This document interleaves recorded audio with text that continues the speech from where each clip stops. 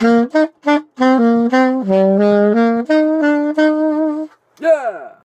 Hey YouTubers! Great news! I actually hit 30,000 subscribers on my channel 2 days ago, and that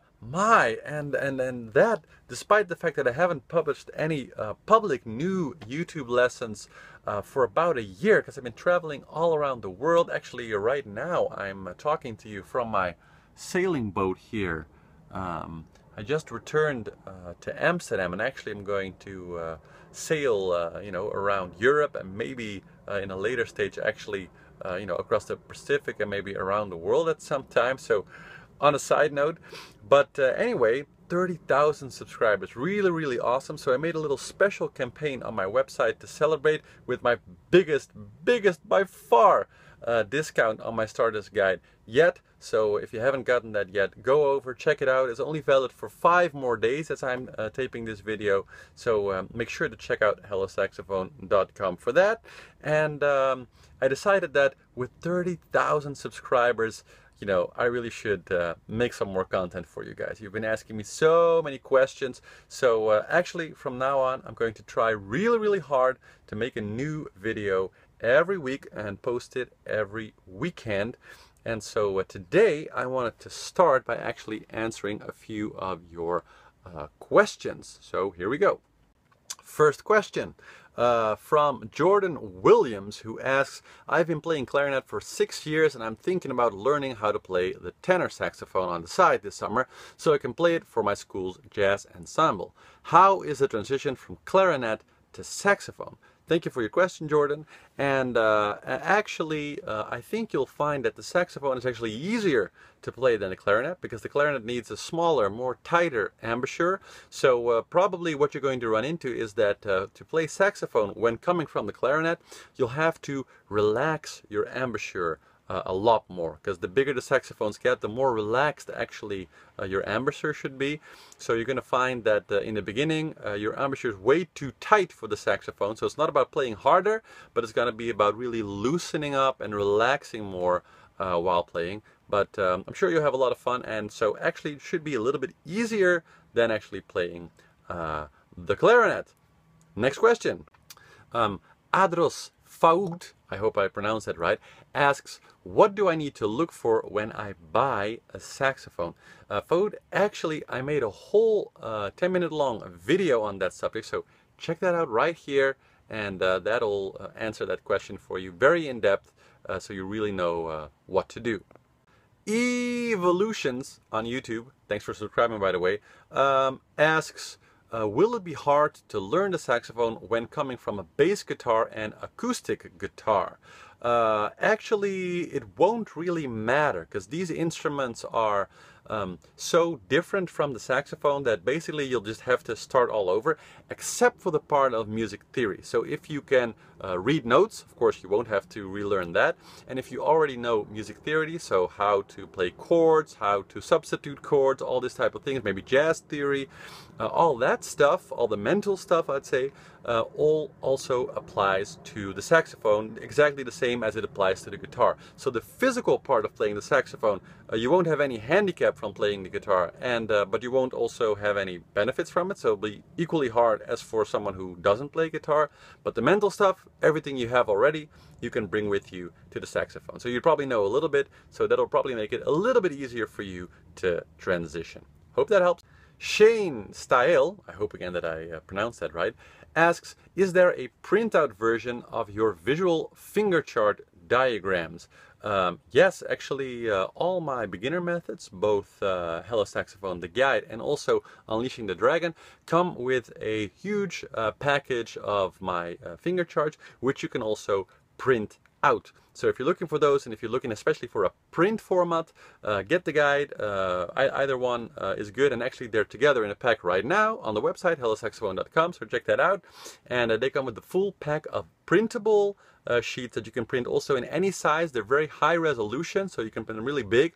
Actually, when I started and I made those diagrams, I printed all of them out, like this big per diagram, and I printed them all and put them on my door of my practice room so that I could really, see everything. Worked really well. So maybe a little extra tip there.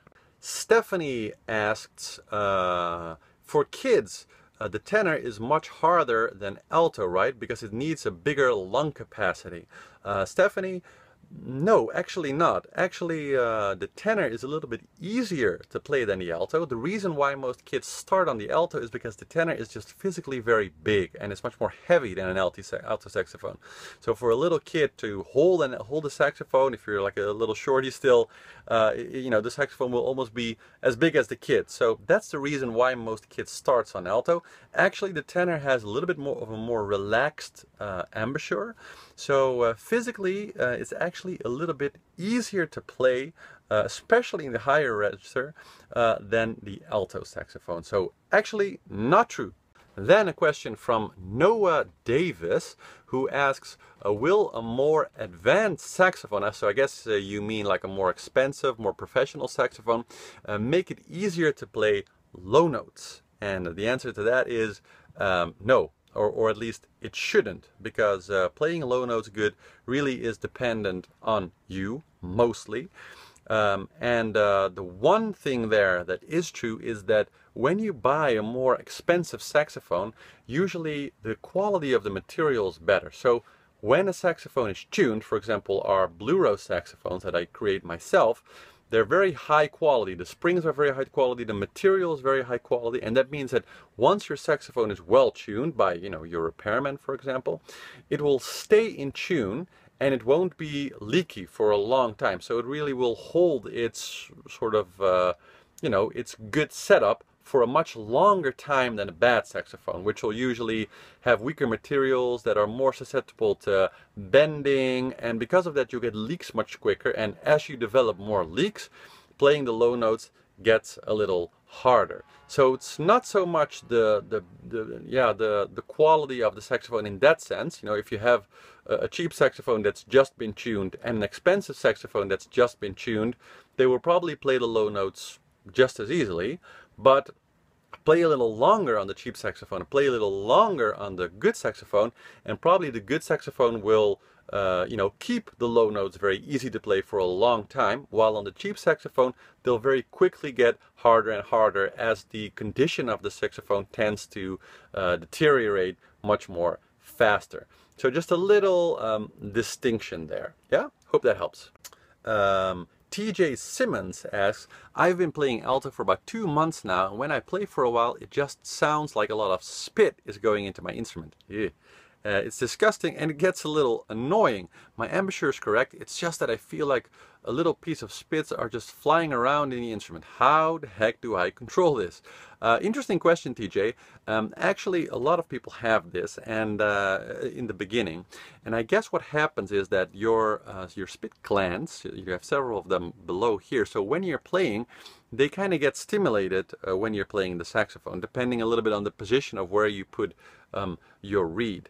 And so this is actually a problem that will usually pass by itself after a while. Why? Because as you play, you'll develop some thicker skin on the inside of your mouth where your reed is vibrating, just like your skin on the top of your fingers is much more thicker and more firm than the skin out there. Or if you scratch your hand for a while or work really hard, you'll develop some calluses on your hand. In the same way, you'll develop some sort of, well, it's not really calluses, but it's just a little bit of a thicker skin in your mouth. And as that starts to develop, so just keep practicing, that'll actually stop this from happening. So your glands also kind of adjust.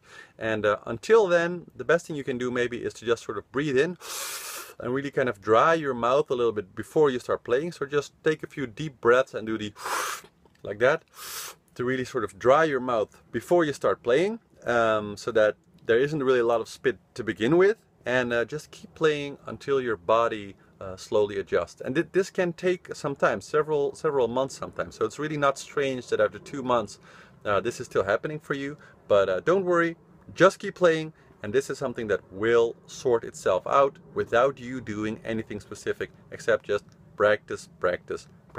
Yeah, hope that helps. Okay, so I guess those were a few nice and I think interesting questions for now. Like I said, I'm going to really try hard to post a new video every week. So if you have any more questions, let me know in the comments below and I will answer those in the next video. And if you have any suggestions for specific lessons that you would like me to do, songs that you like me to talk about or maybe help you teach, let me know in the comments below.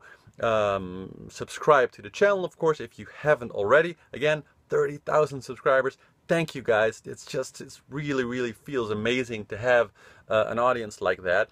If you want to support me, just go to my website. You know, I'm sure there's one of my products there that can really help you out. So, you know, just buy something and that really helps me to make more videos and, you know, do more lessons. So, thank you guys again. Go to the website for some really big special deals this week and see you next week in the next video.